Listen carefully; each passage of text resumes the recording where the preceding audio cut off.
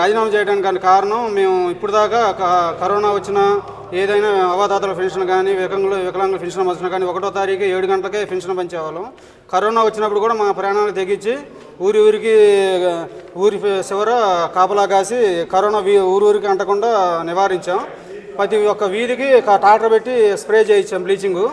అలా ఏదైనా పేషెంట్లు ఉంటే కూడా వాళ్ళకి మెడిసిన్ అందించాం. అట్లా మేము అన్ని రకాల సేవలు అందించాం.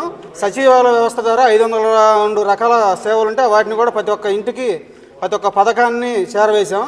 అర్హులైన లబ్ధిదారులు ఎవరైనా ఉంటే వాళ్ళందరికీ మీ ఇంటికి వెళ్ళి మీ సమస్య ఏంది చెప్పండి అని చెప్పి ఆ సమస్యలు కనుక్కొని వాళ్ళకి రేషన్ కార్డు కావాలన్నా పెన్షన్ కావాలన్నా ఏది కావాలన్నా వాళ్ళ ఏది అడిగినది మేము ఎమ్మటే ఇంటింటికి పోయి వాళ్ళ సేవలు అందించాం.